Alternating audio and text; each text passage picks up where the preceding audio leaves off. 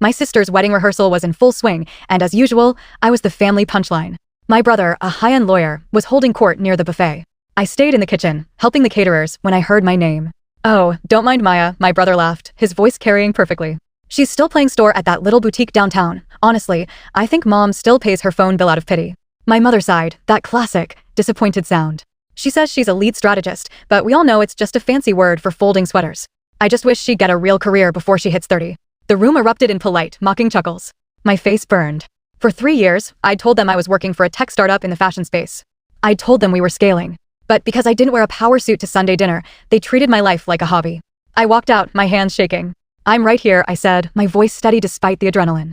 My brother didn't even look guilty. He just smirked. "Grab me a beer while you're up, strategist. Maybe I'll leave you a tip." I didn't argue. I didn't scream. I just looked at my watch. It was 6 p.m. Suddenly, the heavy oak doors of the restaurant swung open. 2 men in dark suits walked in, looking like they stepped off a private jet. The entire room went silent. They scanned the crowd, spotted me, and walked straight past my important brother. "Miss Sterling," one of them asked, bowing slightly. "The acquisition papers are finalized. The board is waiting for your signature to close the $400 million merger." He handed me a sleek, leather folder and a set of keys. "And your new driver is waiting out front with the company car." I signed the papers on the edge of the buffet table, right next to my brother's half-eaten steak. The silence in the room was so thick you could cut it with a knife. My mother's wine glass actually slipped from her hand, shattering on the marble floor. "Maya," she whispered, her face turning a ghostly white. "What merger?" I closed the folder and looked at my brother, who looked like he'd forgotten how to breathe. I took the beer he wanted, set it down in front of him, and patted his shoulder.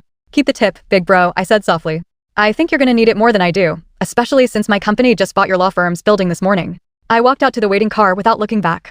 They weren't sorry they hurt me, they were just terrified they could no longer look down on me. What would you do if your family treated your success like a joke?